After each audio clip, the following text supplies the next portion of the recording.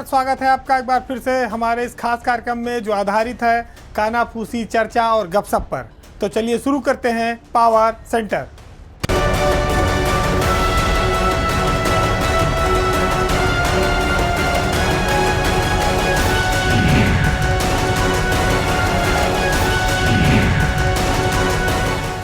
नया साल वैसे तो पूरे देश और दुनिया में हर्षोल्लास के साथ मनाया जाता है, उसका स्वागत होता है, लेकिन यूपी की ब्यूरोक्रेसी में भी नए साल के इंतज़ार में अफसर काफ़ी समय से रहते हैं। उनके लिए भी नया साल एक जश्न की तरह होता है, उनकी सर्विस में उपलब्धि की तरह होता है, क्योंकि हर साल 1 जनवरी को उत्तर प्रदेश के आईएएस और आईपीएस कैडर में प्रमोशंस निर्धारित हैं, वो समय समय पर होते हैं। लेकिन इस बार 2024 का जो नया साल शुरू होगा 1 जनवरी को, वो कुछ अफसरों के लिए निराशाजनक भी है। ज़्यादातर के लिए तो वो अच्छा है, लेकिन 1991 बैच के जो आईएएस अफसर हैं इस साल एसीएस वो नहीं बन पाएंगे, क्योंकि एसीएस के जितने पद हैं वो ऊपर सब भरे हुए हैं। तो प्रमुख सचिव रैंक में तो प्रमोशन होंगे, लेकिन प्रमुख सचिव से जिनको एसीएस बनना है, अपर मुख्य सचिव बनना है, वो नहीं बन पाएंगे, क्योंकि अभी कुछ अफसर ऐसे हैं जो अगले आने वाले साल में रिटायर होंगे, तब तक ये पद खाली नहीं है और तब तक लोगों को इंतज़ार करना पड़ेगा। यूपी में जो एसीएस लेवल का पद है वो करीब 20 है और इन सभी 20 पदों पर इस समय अफसर तैनात हैं, जिसके चलते हर साल 1 जनवरी को जारी होने वाली प्रमोशन सूची में इस बार कोई भी प्रमुख सचिव अपर मुख्य सचिव पद पर प्रमोट नहीं होगा।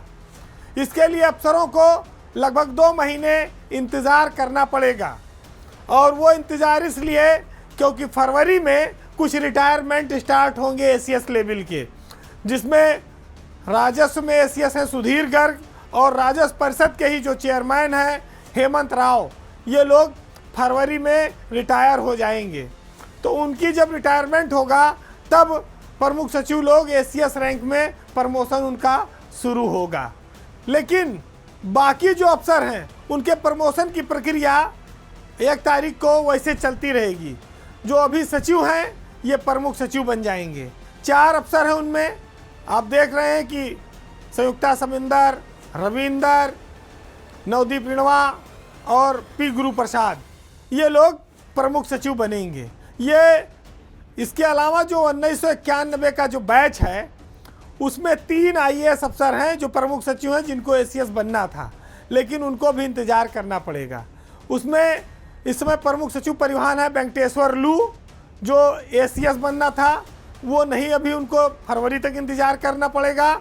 इसके अलावा बाबूलाल मीना जो इस समय प्रमुख सचिव कोऑपरेटिव हैं, और राजेश कुमार सिंह जो प्रमुख सचिव कारागार हैं, इन लोगों को एसीएस रैंक में प्रमोट होना था, लेकिन ऊपर पद खाली नहीं है, इसलिए ये प्रमोशन नहीं पा पाएंगे। जो इस समय उत्पादन निगम में एमडी हैं पी गुरु प्रसाद, वो प्रमुख सचिव बनेंगे। नवदीप रिणवा बनेंगे। रविंद्र जो इस समय अलीगढ़ मंडल में कमिश्नर हैं, वो भी प्रमुख सचिव बनेंगे। और संयुक्ता समद्दर वो भी प्रमुख सचिव लेवल में प्रमोट हो जाएंगी।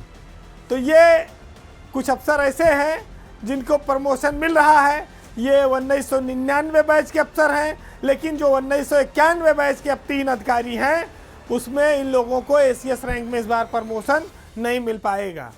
तो ये एक टेक्निकल मामला है, चूँकि जब सीट आगे खाली होगी तो प्रमोशन आगे बढ़ेंगे। फरवरी में 2 सीटें खाली होंगी और उसके बाद फिर मई में अनीता सिंह और महेश गुप्ता, इन दोनों लोगों का रिटायरमेंट है एसीएस रैंक के अफसरों का। तो उसके बाद फिर एक लंबी सीटें खाली होती जाएंगी। हालांकि तब एसीएस के कई पद खाली हो जाएंगे, वो 2025 में भरे जाएंगे।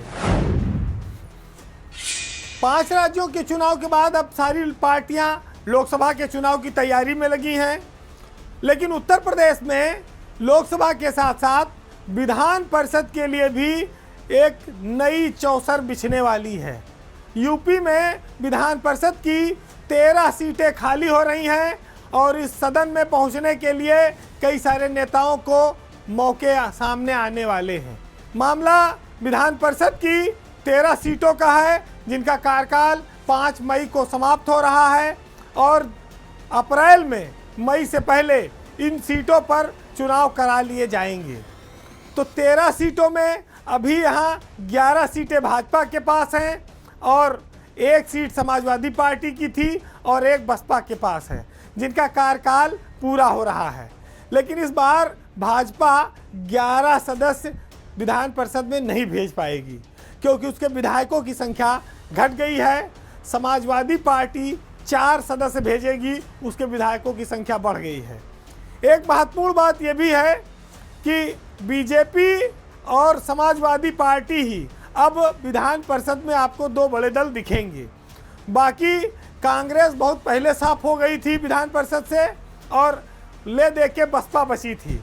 बसपा के डॉक्टर भीमराव अंबेडकर वो एकमात्र सदस्य हैं विधान परिषद में, जो 5 मई को उनका रिटायरमेंट है। 5 मई के बाद बसपा भी विधान परिषद से साफ हो जाएगी, यानी बसपा विधान परिषद में 0 हो जाएगी।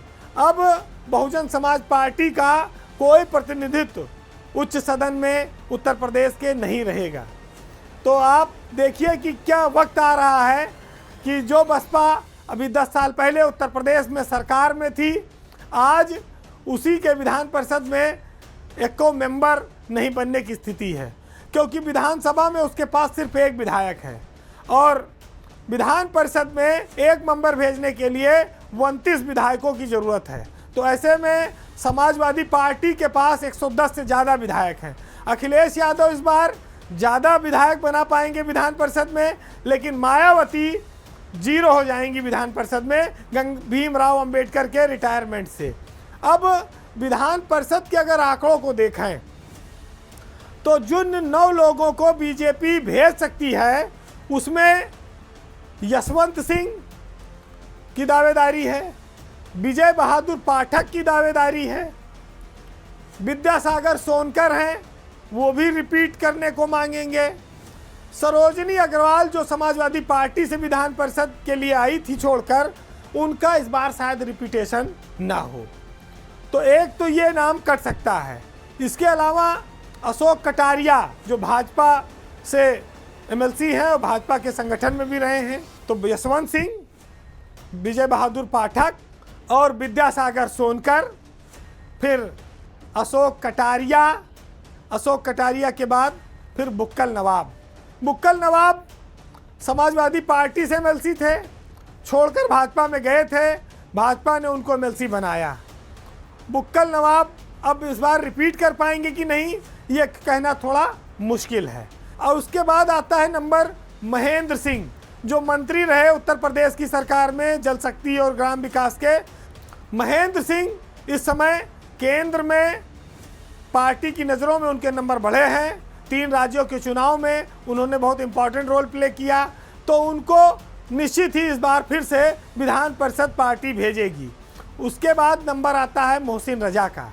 मोहसिन रजा का क्या होगा, क्योंकि ऑलरेडी 2 मुस्लिम चेहरे वहाँ पर बैठे हुए हैं और ऐसे में मोहसिन रजा टिक पाएंगे इस बार कि नहीं, ये देखना होगा। निर्मला पासवान भी एक मेंबर हैं बीजेपी से विधान परिषद में, उनका भी कार्यकाल खत्म हो रहा है। और आशीष पटेल जो मंत्री हैं, उनका भी कार्यकाल समाप्त हो रहा है, तो उनको तो मंत्री बनाया जाएगा। उनका तो बीजेपी से एक कोटा फिक्स है, मान लीजिए। बात आती है समाजवादी पार्टी में उनके प्रदेश अध्यक्ष नरेश उत्तम पटेल की। नरेश उत्तम का रिटायरमेंट हो रहा है। वो पहले से 3 बार एमएलसी बन चुके हैं, 4थी बार भी वो कोशिश करेंगे और उनके एमएलसी बन के जाने में कोई असुविधा भी नहीं है। अखिलेश यादव इनके नरेश उत्तम के अलावा 3 और लोगों को भी विधान परिषद भेज सकते हैं, तो स्वाभाविक है कि वो नरेश उत्तम उनके प्रदेश अध्यक्ष हैं, उनको तो वो मौका देंगे। तो ये जो समीकरण बन रहा है, ये लोकसभा चुनाव के साथ बन रहा है। तो कुछ लोगों को, जिनको भाजपा या सपा टिकट नहीं दे पाएगी लोकसभा का, जिनको दौड़ाएगी फील्ड में, तो उनको इधर उच्च सदन में भी बीजेपी दोबारा से उपकृत कर सकती है, उनको फिर से मौका दे सकती है। एक टेक्निकल बात और है कि समाजवादी पार्टी इस बार नेता विपक्ष का पद पा जाएगी, क्योंकि 100 सदस्यीय सदन में 9 सदस्य ही अभी तक विपक्ष के हैं वहाँ सपा के, तो उसके पास नेता विपक्ष का पद नहीं था। 4 जब बढ़ेंगे उनके तो 10 की संख्या जैसे ही पार होगी नेता विपक्ष का पद विधान परिषद में सपा के खाते में आ जाएगा। तो किसी न किसी को एक लाल बत्ती भी समाजवादी पार्टी दे देगी। अब बात एक ऐसी चर्चित खबर की जो 100 करोड़ 200 करोड़ जिसमें घोटाले की चर्चा हो रही है। मामला जमीन का है, राजधानी लखनऊ का है, जहां पर डिफेंस कॉरिडोर बन रहा था और यह इलाका बंथरा के इलाके में भटगांव ग्राम सभा है जो सरोजनी नगर तहसील में पड़ती है, जहां अफसरों ने और बिचौलियों ने मिलकर ज़मीनों का खेल, पट्टे की ज़मीनों का खेल किया और करोड़ों करोड़ रुपया मुआवजा उठाया, जिसमें सरकारी कर्मचारी, अधिकारी, उनके नौकर, उनके ड्राइवर सब उपकृत हुए, सब इस लूट में शामिल रहे। तो एक बार फिर से डिफेंस कॉरिडोर के सैकड़ों करोड़ की ज़मीन के मुआवजे और लूट का जिन्न बाहर आया है और मामला इस समय इतना गरमाया हुआ है कि हाई कोर्ट इस पर लगातार डंडा चला रही है और उसने अब कहा है कि राजस्व परिषद अब इस पूरे मामले की एक टीम बनाकर जांच करेगी और 3 महीने में अपनी रिपोर्ट वो हाई कोर्ट में पेश करेगी। मामला इसलिए तूल पकड़ा है क्योंकि इसमें कई सारे अधिकारी दोषी पाए गए। बात शुरुआत यहाँ से होती है कि लखनऊ के पूर्व डीएम अभिषेक प्रकाश और लखनऊ की वर्तमान में मंडला आयुक्त रोशन जैकब, इन दोनों लोगों ने अलग अलग जांच कराई और दोनों के जांच विरोधाभासी है। अभिषेक प्रकाश की जांच रिपोर्ट ये कहती है कि भटगांव में डिफेंस कॉरिडोर की ज़मीन में कोई लूटपाट नहीं हुई, पट्टे की पत्रावलियों में कोई गड़बड़ी नहीं हुई, सब सही थे और मुआवजे सही बटे हैं। लेकिन कमिश्नर की जो जांच रिपोर्ट आई उसमें कई सारे लेखपाल, कानूनगो, तहसीलदार, एसडीएम ये सब दोषी साबित कर दिए गए और कहा गया कि पट्टा पत्रावलियों में घालमेल किया गया और उनको गलत ढंग से चढ़ाया गया, खरीद फरोख्त की गई और मुआवजा उठा लिया गया। तो अभिषेक प्रकाश के खास अमरपाल भी यहाँ पर एक एडीएम हुआ करते थे, उनका भी नाम इस पूरे मामले में चल रहा है। और जितेंद्र कुमार सिंह जो कानूनगो था, जिसके बारे में जानते करोड़ों की संपत्ति राजस्व परिषद से लेकर कहाँ तक उसके कनेक्शन थे, उसका भी नाम इस घोटाले में चल रहा है। तो ये लड़ाई ब्यूरोक्रेसी के 2 ऐसे अफसरों की रिपोर्ट की है। एक कह रहा है कि हमने 3 बार जांच कराई, तीनों सही हैं, और एक कह रहा है कि ये जो पहले जांच हुई सब गलत थी, इसमें पूरा फराड किया गया है। तो पूर्व डीएम और वर्तमान मंडल आयुक्त की जो जांच रिपोर्ट है वो विरोधाभासी है, आमने सामने है, और इसी वजह से हाई कोर्ट ने इस पूरे मामले में नाराजगी जताई है और जांच पर रोक लगाकर राजस्व परिषद को जांच सौंप दी है। विवाद इसमें यह है कि जो पट्टा पत्रावलियां थी उनको लेकर ये बवाल मचा।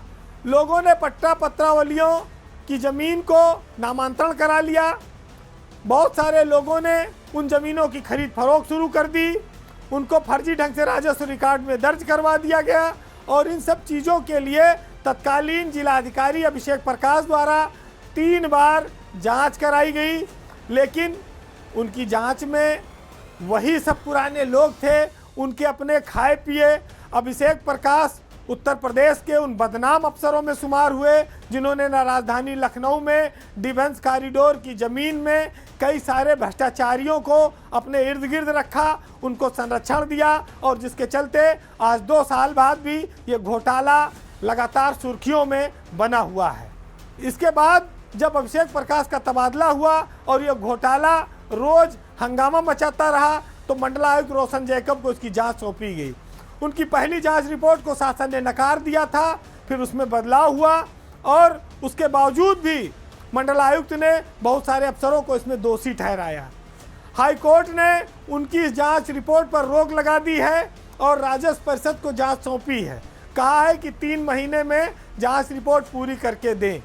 लेकिन ये साफ है कि मंडल आयुक्त ने कहा कि सारी जो पट्टा पत्रावलियाँ हैं उनकी रिपोर्ट में वो जाली पाई गई हैं। क्रय विक्रय से राजकोष को भारी नुकसान पहुंचाया गया है और ऐसा अफसरों और दलालों ने मिलकर किया है, जिसमें उन्होंने तत्कालीन कानूनगो राधेश्याम, जितेंद्र कुमार, तहसीलदार उमेश सिंह, ज्ञानेंद्र द्विवेदी, एसडीएम संतोष कुमार, शंभू शरण, इन लोगों को जिम्मेदार बताया था। और उस समय अभिलेखों का परीक्षण किए बिना विक्रय की अनुमति देने वाले तत्कालीन एडीएम प्रशासन अमरपाल सिंह भी इसमें दोषी बनाए गए हैं। अमरपाल सिंह अभिषेक प्रकाश के बेहद करीबी अफसरों में थे, उनके राजदार थे और कहा जाए तो वो भी एक खजांची की तरह काम करते थे।